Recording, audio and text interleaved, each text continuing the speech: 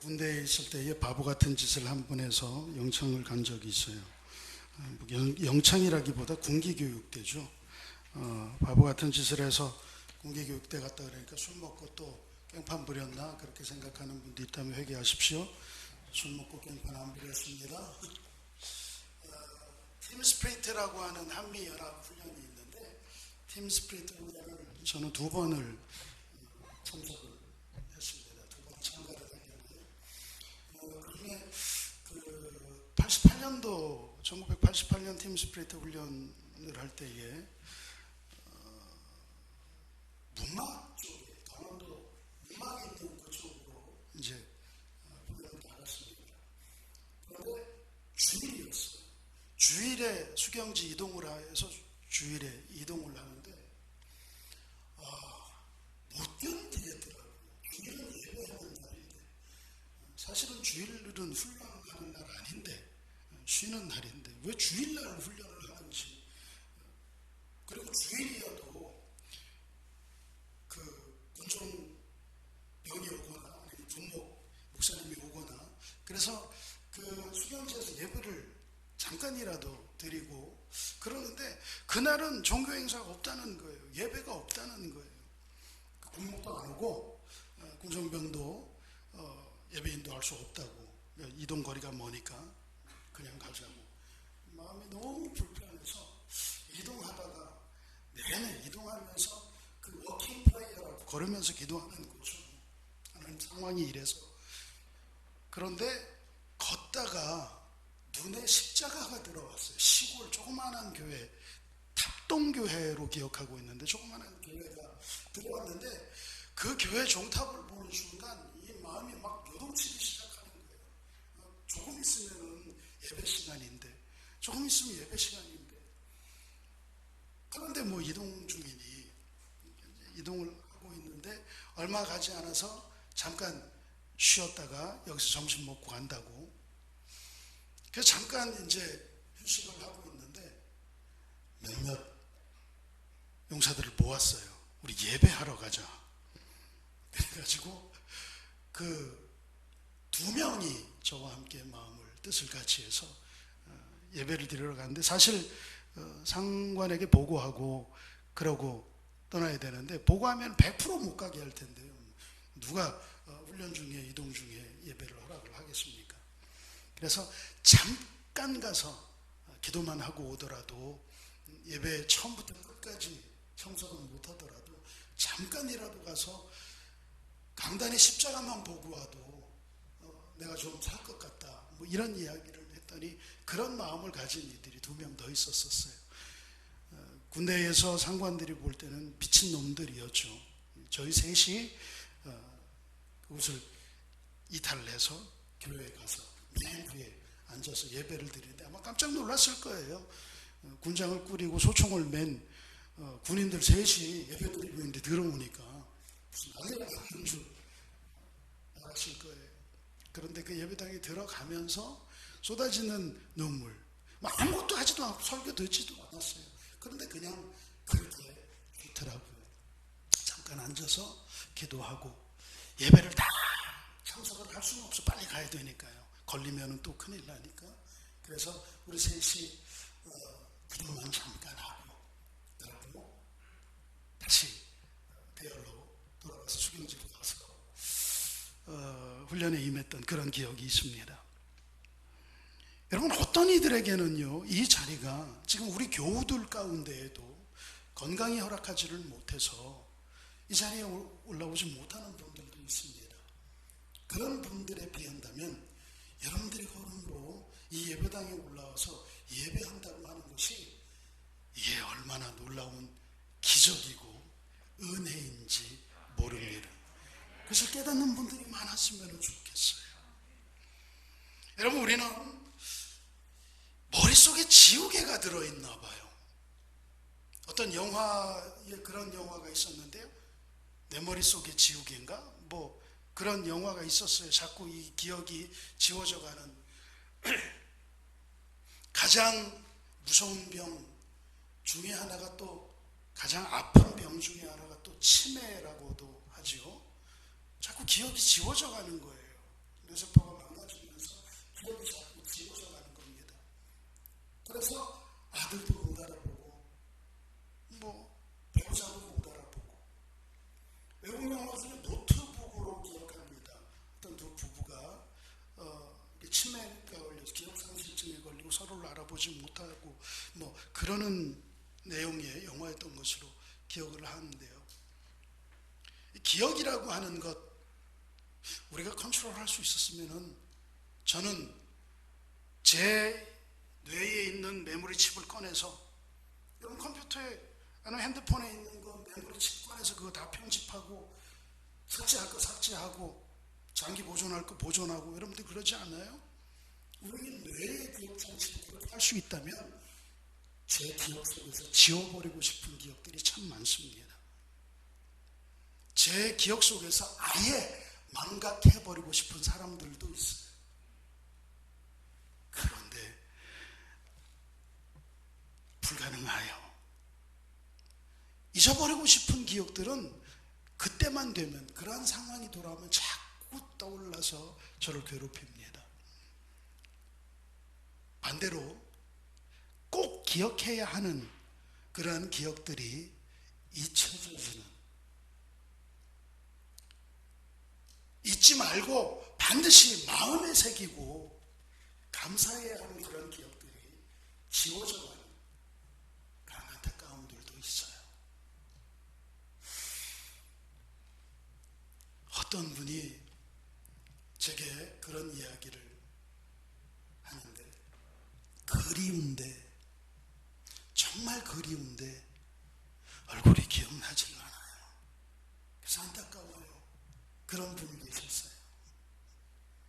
그리운데, 정말 미치도록 그립고 보고 싶은데 그 그립다는 감정만 있지 그의 얼굴이 떠올려지지 않는다는 거예요. 너무 어릴 때 교수부모하면 엄마가 너무 그리운데 엄마의 얼굴이 기억나지 않아요. 엄마 그러면 사진 속에 있는 그 얼굴 밖에는 나는 기억이 나지 않아요. 아버지가 너무 그리운데 너무 헤어진 지가 오래돼서 기억이 나질 않아요. 이런 분들, 그 어릴 때 기억을 그대로 박제해서 가지고 있다면 생생하게 기억날 텐데, 이런 기억들. 여러분, 오늘 말씀은 오늘 본문에 있는 말씀 가운데에서 제목을 따왔습니다. 12절에 보면 너는 기억하고 지켜 행할지니라 이렇게 주님께서 명령하고 계시는데요. 여기에서 제목을 가지고 와서 기억하고 지켜 행하라는 제목으로 이제 말씀을 나누려고 합니다. 무엇을 기억하라고 하는 걸까요? 오늘 우리가 읽은 본문은 절기를 기억하라, 절기를 기억하여 지켜 행하라, 그런 말씀이에요. 다음 주가 맥주감사절입니다. 매년 10월 첫째 주일을 맥주감사절로 좀 우리는 지키고 있습니다. 한 해의 전반기를 이끌어주신, 지켜주신 하나님의 은혜에 감사하며 지키는 이 맥주감사절. 이 감사절은 저기 보면은 현수막의 배경 그림이 보리입니다. 그렇죠? 맥자가 한자로는 기록되어져 있지 않는데 저게 보리 맥자예요. 추자는 추수할 때 쓰는 거둘 추자고, 보리를 거둔 것을 감사하는 그런 절기입니다. 그러니 보리 농사 짓는 분 아무도 안 계시니 이런 절기를 도시에서 굳이 지킬 필요가 무엇인가 라는 이야기 제가 매년 하는데, 그런데 주님께서는 기억하고 지켜서 행하라 말씀하셨어요. 이게 구약시대에만 해당되는 명령이 아니라 21세기를 살아가는 오늘 우리에게도 주님께서 명하시는 그런 말씀일지인데, 여기에 담겨져 있는 뜻을, 의미를 우리가 알았으면 좋겠어요. 자, 6월절을 지키라고 하였고 17절을 지키라고 하였고 수장절을 지키라고 하신 하나님의 그 말씀, 그 속에 담겨져 있는 우리를 향한 뜻이 무엇일까? 의미로 말씀을 받아야 돼요. 소리로 말씀을 듣는다면 물론 의미 없는 거예요. 하나님의 말씀이 의미로 여러분들에게 전달되어지기를 바라는 바, 기억하라고 하는 것은 하나님의 은혜를 기억하라는 겁니다. 여기 보세요. 이스라엘 백성들, 너희가 애굽에서 종되었던 것을 기억하여라. 그리고 이 절기를 지켜라.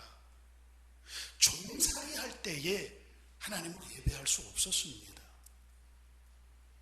종들이, 노예들이 어떻게 하나님을 예배합니까?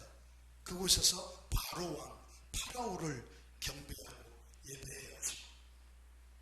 그런데 그 노예, 종들이었던 히브리인들을 하나님께서 구원하여 주셔서 이 가나안 땅에 들어와서 농사를 짓고 자유롭게 농사를 짓고 먹고 살고 하나님 앞에 예배할 수 있는 자유인으로 만들어 주셨어요. 그것을 기억하고 이 절기를 지켜라. 그런 뜻입니다.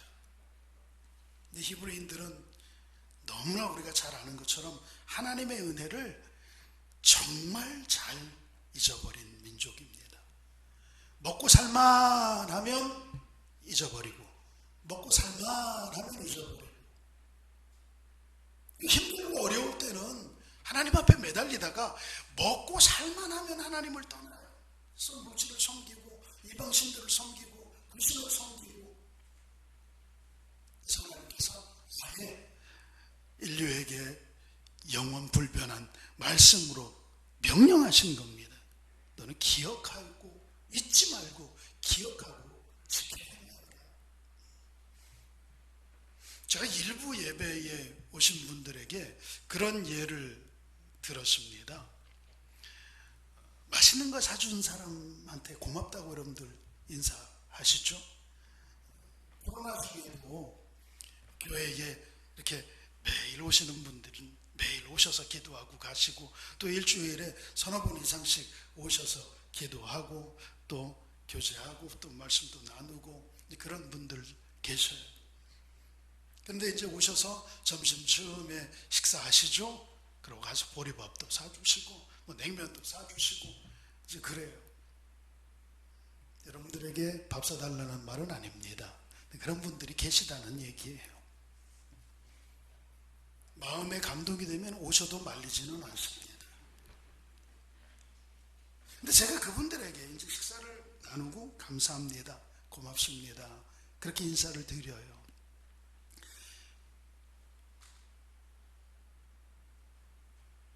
그런데 그거 사주신 분들에게 오해 없이 들으시기를 먼저 양해를 구하고요. 소갈비를 사주고 뭐 비싼 다금바리 회를 사주고 65세 이상 되신 분은 핸드폰 벨이 울려도 떡을 하지 않습니다. 그러나 핸드폰은 예배 중에 잠시 꺼두셔도 좋습니다.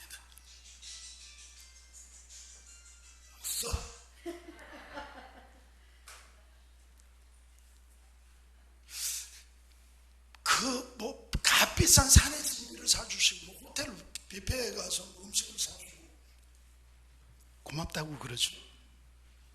여러분 정말 생전 처음 보는 산의 진미를 맛보는 거, 그런 걸 사줘요. 그럼 고맙다고 인사하죠. 많이 인사하죠. 그런데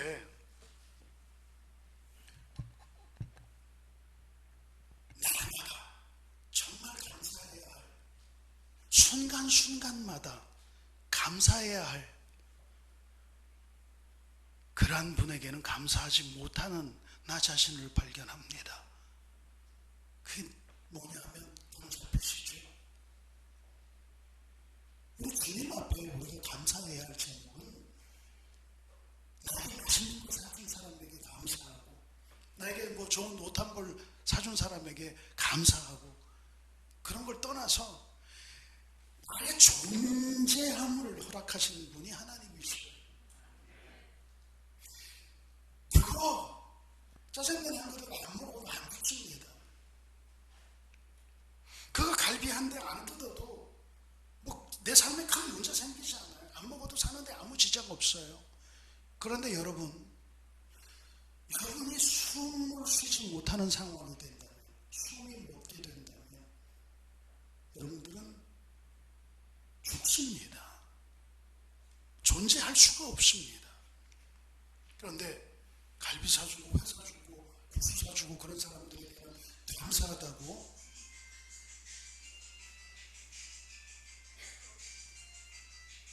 끌 줄을 모르겠어요. 진동 이렇게 옆에서 도와주시면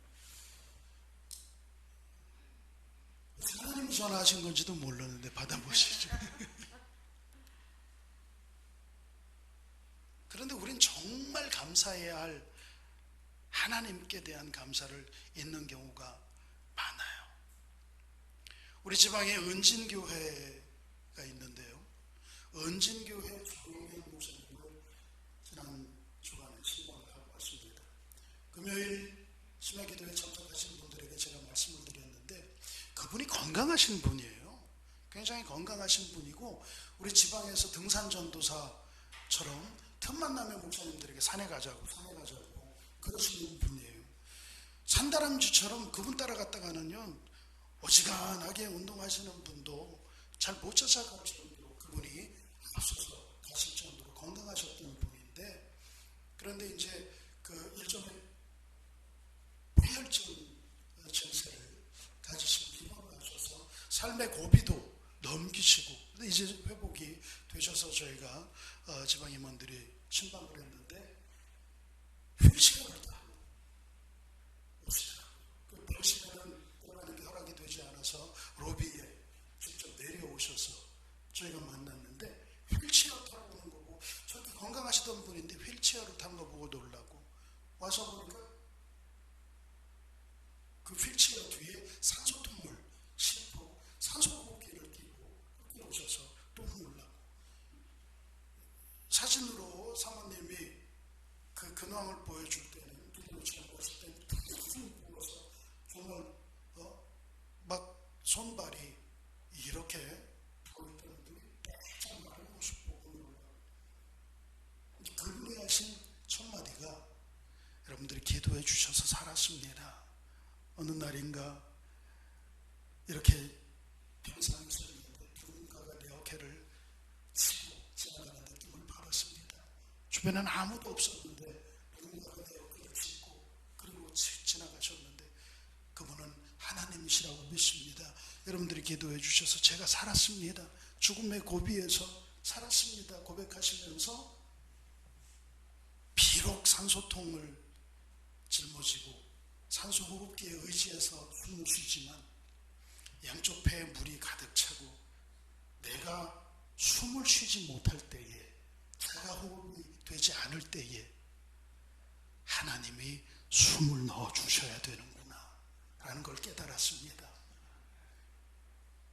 호흡조차도 주님의 은혜인 것을 깨달았습니다. 이제 그때 양쪽의 폐가 물로 가득 차서 숨을 아무리 쉬려고 해도 숨이 쉬어지지 않을 때, 그리고 혼절했을 때, 그때 기억하면 지금도 아찔합니다. 그런데 지금은 여러분의 산소호흡기를 의지해도 어쨌든 숨을 쉬니까 숨이라고 하는 게 얼마나 소중한 것인지를 깨닫습니다. 그리고 날마다 숨쉬는 순간마다 그동안 하나님이 나와 함께 계셨고 내 코에 숨을 불어넣어 주시고 생기를 날마다 불어넣어 주셔서 내가 살았던 것을 이제 깨닫고 감사합니다. 그렇게 고백을 하는 것을 들었어요. 여러분, 우리 지난 금요 저녁에 이런 찬양을 우리 교우들이 함께 나눴습니다. 은혜 아니면 살아갈 수가 없네. 호흡마저도 주의 것이니. 그 찬양이 늘 듣던 찬양이지만 호흡이 정지될 뻔하였다가 다시 호흡이 터져서 생명을 연장하는 목사님의 고백으로 간증을 듣고 난 다음에 그 찬양을 드리니 더 실제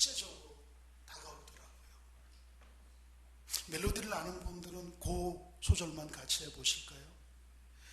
은혜 아니면 살아갈 수가 없네. 호흡마저도 다 주의 것이니. 그렇습니다. 우리를 살아 존재하게 하는 것은 호흡, 그런데 그 호흡을 허락하시는 것이 주님이십니다. 그래, 나의 나된 것은 주님이 우리를 호흡하게 하셨고 날마다 우리를 숨 쉬게 하셨기에 존재하는 것인데, 맛있는 거 하나 사주면 그거 고맙다고 그러고, 거기에 대해서 공식사를 하고 감사하고, 또 한 번 얻어먹었으니 또 내가 한 번 사줘야지 하고, 또 내가 맛있는 거 사주려고 은혜를 갚으려고 하고. 그런데 나를 존재하게 하신 분, 이제껏 50년, 60년, 70년 숨쉬게 하신 분, 이 심장이 뛰는 것 여러분들이 뛰게 하는 겁니까? 여러분들의 의지로 심장이 계속 벌렁벌렁 뛰도록 하고 계십니까? 지금 이 심장이 하루만 멈춰도 우리는 존재할 수 없어요. 하나님께서는 날마다 여러분들의 심장을 뛰게, 심장이 멈추지 않게 그렇게 살아 역사하고 계십니다. 그런데 그 하나님 앞에는 우리가 은혜를 갚으려 하는 그런 마음, 감사하는 마음 너무 자주 잊고 살지 않습니까? 주님께서 오늘 우리에게 명령하십니다. 기억하라. 나의 은혜를 기억하라. 너의 너된 것은 나의 은혜다. 내가 너로 존재하게 한 것은 나의 은혜다. 이런 것들을 기억하라고. 여러분, 감사하며 살아도 한평생입니다. 불평하고 살아도 한평생입니다. 감사함으로 살면서 삶의 더 큰 감사의 제목들을 발견해 나가는 그런 멋지고 신나는 인생을 사시기를 축복합니다. 불평하면은요, 모든 것이 불평이에요.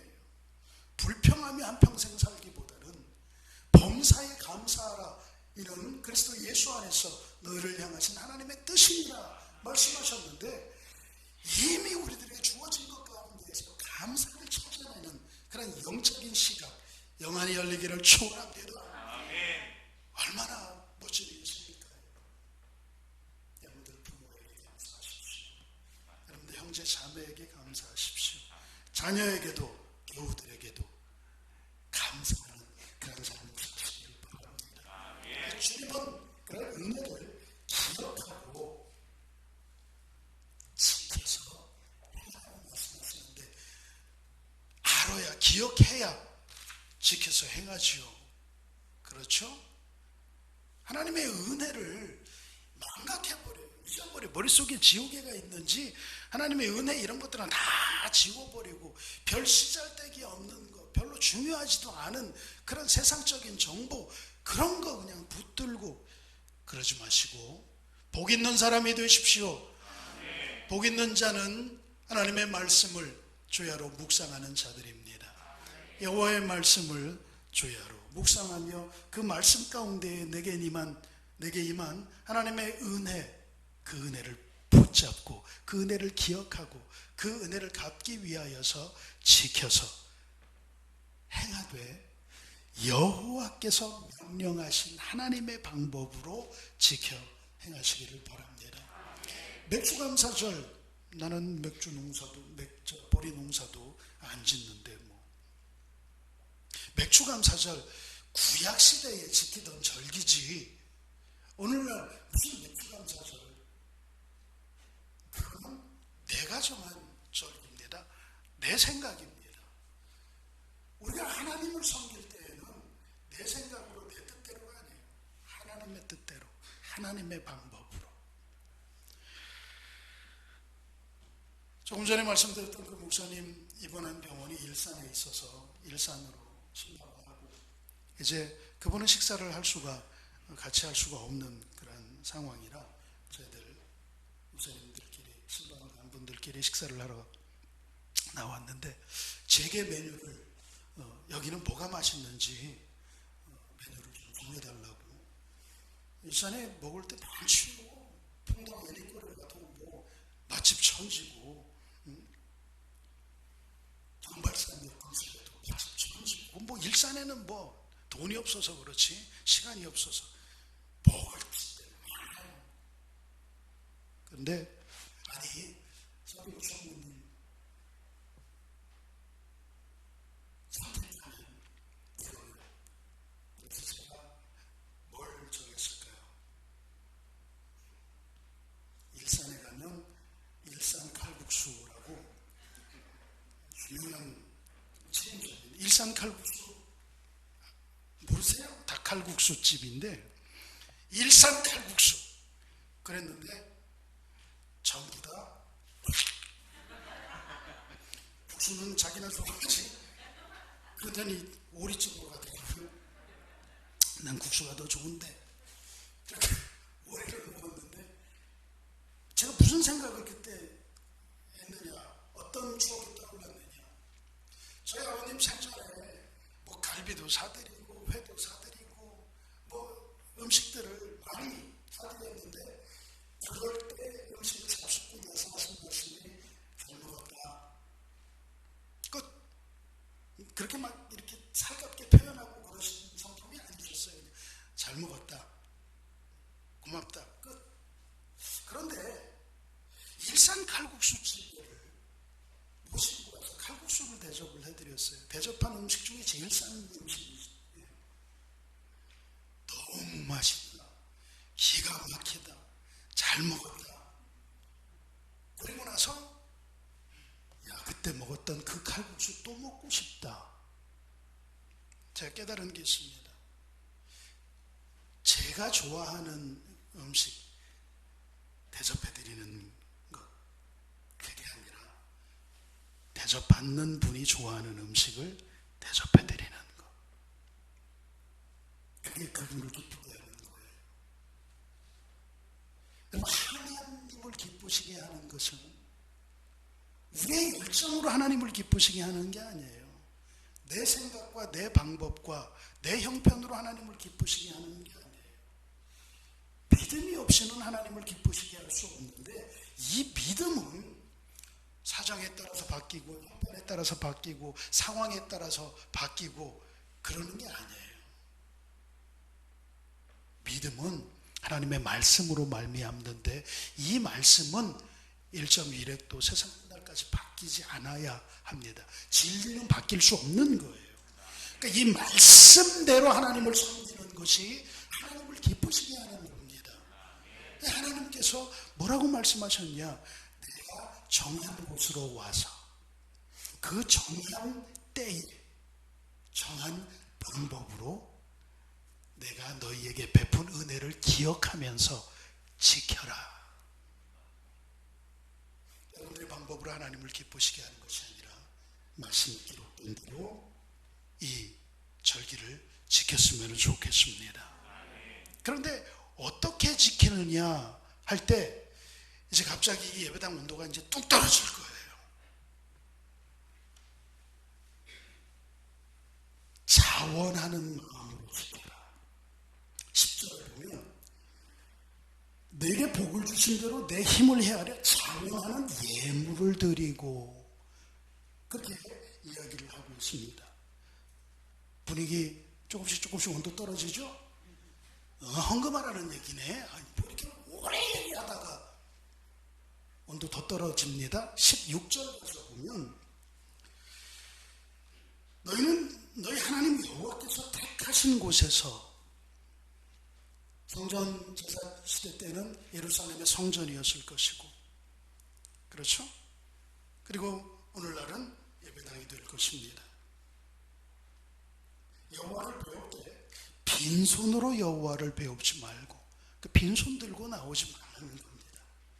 각 사람이 여호와께서 주신 복을 따라 17절 그 힘대로 드릴지니라. 그러니까 힘대로 자원하는 예물을 주신 복에 따라서 드리고, 이 말씀이 불편하신 분들이 분명히 계셔요. 그런데 왜 불편한지 저는 이유를 잘 모르겠습니다. 믿음이 있는 사람이 이게 불편할 이유가 하나도 없어요. 이거는 물질을 강조하는 것도 아니고 형편에 따라서 자원하는 마음으로, 내가 즐거워서 기뻐하는 마음으로 드리는 건데, 주님은 자원하는 마음으로 드리는 것을, 즐겨드리고 기뻐드리는 것을 기뻐하시는 분이라 두렵던 드린 것도 너무 기뻐하셨어요. 칼국 썩은 그릇 사드린 것도 너무 기뻐하셨어요. 그런데 막 몇 억씩 되는 그런 헌금을 드리고 1000마리의 소와 1000마리의 양을 바치고 그래도 역겹다, 싫다 그랬어요. 억지로 인색함으로 드리는 그러한 것들은 내가 내 입에서 내치고 싶다고 그랬어요. 갈비도 하는 말에 왜 이런 게 중요한 게 아니라 기쁜 마음으로 자원하여 주님이 기뻐하시는 예물을 드리는 자를 기뻐하시는 주님을 볼 수가 있습니다. 여기 오늘 본문 말씀을 보면은 즐겁게 절기를 지키라고 계속 강조를 하고 있습니다. 11절에 보면은 여호와 앞에서 절기를 지키며 즐거워하라고 한번 이야기했습니다. 14절에 또 모든 과와 과부와 나쁜 애들까지 다 불러 모아서 함께 즐거워하라고, 두 번째 즐거이 지키라고 이야기하고 있습니다. 15절에 다시 한번 하나님 여호와가 택하신 그곳에서 너는 즐거워하되 온전히 즐거워하라. 즐거워하는 척하는 것이 아니라 정말로 즐거운 마음으로 절기를 지켜라. 그렇게 이야기를 하고 있습니다. 3번 강조하고 있는데, 여러분들 아시다시피 이스라엘에서 3이라고 하는 숫자는 일반 숫자와 다릅니다. 3번 이야기했다는 것은 완전한 그런 즐거움을 아마 내포하고 있을 것입니다. 여러분들에게 절기가 얼떨리지 않기를 바랍니다. 여러분들의 절기가 참된 은혜의 절기가 되기를 바랍니다. 목사님이 뭘 잘 모르셔서 그런데 요즘 경기가 말이 아닙니다. 오늘 일부 예배 나오신 어떤 분에게 요즘 어떠십니까? 그랬더니 정말 힘듭니다. 너무 힘듭니다. 우리는 재난지원금도 사용하지 못하는 매장이라 굉장히 어렵습니다. 그런데 이런 말씀을 드렸습니다. 어떻겠습니까? 여러분, 수입이 있는 분들도 수입이 줄어들고 그런 상황인데, 정말 재난 상황이라 국가에서 재난지원금을 주는 그런 상황인데, 이 코로나 시국이 재난시국이라고 그렇게 인지하여서 재난지원금을 주는 상황인데 절기를 지키라고, 목사 못됐다, 참 못됐다, 생긴 거랑 똑같네 라고 생각하시는 분들을 동의하시는 걸로 알겠습니다. 지금 웃으시는 분들, 제가 제일 이야기하겠습니까? 성경의 말씀을 그저 저는 전할 뿐입니다. 이스라엘이 이집트의 종이었다가 노예였다가 그곳에서 모세의 인도함을 받아 가나안을 향하여 나아갈 때에 그들의 믿음을 연단하기 위해서 그들의 신앙을 가나안 땅에서 인자로 현수로 훈련하기 위해서 광야에서 40년 동안 하나님의 그 계획표에 따라서 훈련을 시키셨어요. 그때 하나님이 모세를 향하여 명령하신 것 가운데에 성막을 지어라, 그렇게 명령한 게 있습니다. 여러분 기억하시죠?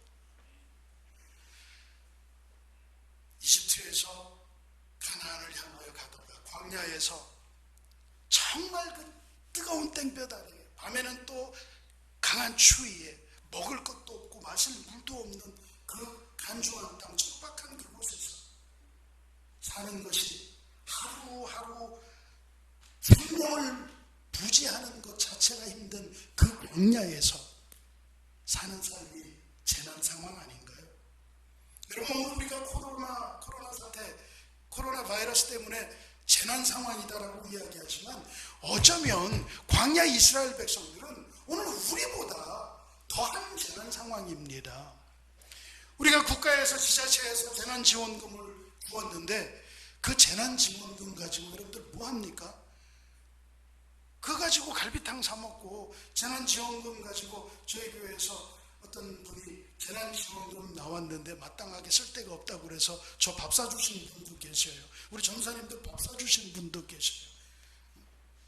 주로 이 신문 보도에 보니까 재난지원금이 가장 많이 사용된 데가 음료, 식음료, 외식하는 데에 거기 제일 많이 썼대요.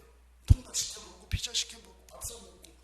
우리 전사님에게도 재난지원금 주로 어디에다가 쓰는지 물어보니까 그냥 밥 먹는데 거기 제일 많이 써요.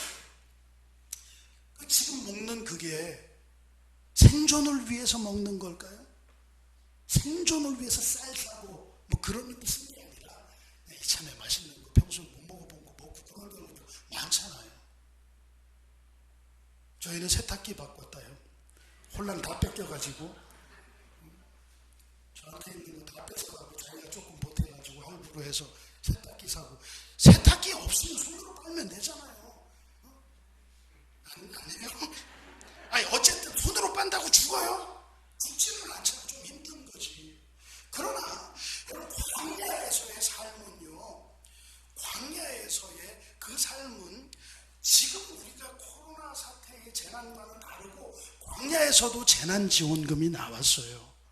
하나님께서 매일매일 재난지원금을 만나로 내려주셨고 매주하기로 주셨고 반석에 물로 주셨고 그때도 재난지원금을 주셨어요. 근데 그때의 재난지원금은 정말 생존을 위한 재난지원금이었어요. 지금 재난지원금을 매일매일 쌀 있는 수대로 한 움큼씩 주고 그 쌀 지어 먹을 수 있도록 물 한 대박씩 주고 이런 건 아니잖아요. 그런데 그런 상황에서 뭘 명령하셨다고요? 성막을 지으라고. 하나님, 우리 하루 아침에 나가서 만나 얻어가서 그리고 하루 먹고 또 이튿날 가서 하루 만나 얻어서 새끼들하고 하루 먹고 사는데 해도 너무 맛입니다. 성막을 지으려면 그냥 지어요? 성막 나와라 뚝딱 하면 생깁니까? 성막을 짓기 위해서 주님이 말씀해 주신 그 시간대로 지으려면 나무가 있어야 되고요. 성막 가죽이 있어야 되고요. 실, 홍색실, 자색실, 수없는 수실, 실이 있어야 되고요. 금으로다가 씌워야 되니까 금도 있어야 되고요. 놋으로 씌워야 되니까 놋도 있어야 되고요. 금, 놋, 나무, 철, 끈, 가죽 이거 다 어디서 나요? 돈이 들어가면 사람들이 온도가 낮아집니다. 다 기분 좋다가도 돈 좀 내라고 그러면 분위기 다 다운돼요. 이 광야에서 재난 상황에 만나와 그 재난지원금으로 하루하루 살아가는 이스라엘 백성들에게 성막을 지으라고 명령하신 하나님, 참 곤란한 명령을 하였습니다.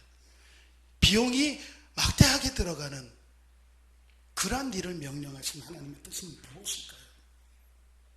저는 광야에서 성막을 지으라고 이스라엘 백성들에게 명령하신 하나님의 명령에 특별한 사랑이 담겨져 있다고 믿습니다. 힘들고 어려울 때라도 절기를 지키되 최선을 다하고 하나님의 은혜를 기억하고 그 절기를 지켜서 행하는 자에게 부어주신 복이 이미 주님께 예비되어져 있습니다. 믿습니다. 그 은혜를 믿고 말씀대로 순종한 자들에게는 그 은혜가 삶의 축복의 열매로 열매 맺을 것을 확신합니다. 그리고 기억하세요. 오늘 본문 말씀을 보면 그냥 예물을 드려라 그게 아니에요. 10절 보세요. 여호와께서 내게 복을 주신 대로 이미 주신 복이 있다는 겁니다. 그 복에서 자원하여 예물을 드려라. 그렇게 주님이 말씀을 하고 계십니다. 그리고 15절에 그렇게 헌신하는 자에게 복 주실 것이니 미래에 주실 복을 이미 주신 복을 가지고 하나님 앞에 헌신하는 자에게 복을 주실 것이다. 그러니까 과거형과 미래형을 동시에 동시에 이야기하고 있어요. 현재를 살아가는 우리에게 현재 드리라고. 광야에 있던 이스라엘 백성들이 어떤 일이 일어났는지 말씀을 떠올려 보시기를 바랍니다. 노예였던 우리를 구해주신 하나님께 감사하는 마음으로 그 은혜를 기억하며 예물 드리는 자들이 늘어났어요. 나중에는 뭐라 그랬죠? 그 성막을 짓는 일을 맡은 그 담당자가 찾아와서 백성들이 너무 많이 가지고 옵니다. 이제 고만 가지고 오라고 명해 주십시오. 그래서 모세가 이제 그만 가지고 오라고, 성막 지을 만한 그러한 재료는 충분하다, 그만 가져오라고. 이거 어디서 났을까요? 다들 꼽을 치고 있었어요. 다들 자기 살아갈 방도들은 다들 챙기고 있는 거예요. 이게 어디서 난 거죠? 하나님의 은혜입니다.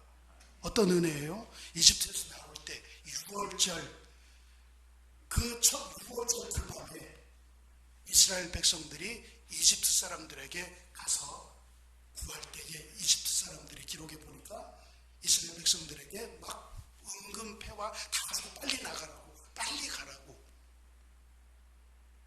이집트 사람들에게서 얻은 그런 돈이죠. 그거 뭐 광야에서 쓸 데도 없고 어디 이렇게 구불쳐 두고 있다가 나중에 쓸까 하고 그러다가 성막 지으라고 그러니까 여호와의 은혜가 생각나서 그것을 드렸던 것이죠. 자원하는 마음으로 즐겁게 여호와의 은혜를 기억하여 지켜야 하는 그런 절기. 감사로 제사를 드리는 자가 하나님을 영화롭게 합니다.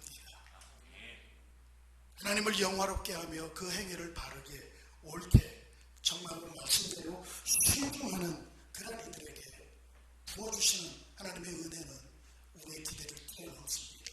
우리의 상상을 뛰어넘습니다. 어느 매부자는 코로나 때문에 정말 형편없이 무너져버리고 깨져버리고 상해버린 그런 상황이지만 그런 상황 가운데에서도 감사의 제목을 찾아 들고, 하나님 이렇게 어려운 가운데서도 우리에게 건강을 이렇게 해주셔서 감사합니다. 내가 호흡할 수 있음만으로도 감사합니다. 그런 제목들 가지고 와서 하나님 앞에 감사로 예배하는 그런 절기가 되었으면 좋겠습니다. 그런 은혜가 함께 하시기를 살아계신 주님의 이름으로 축원합니다.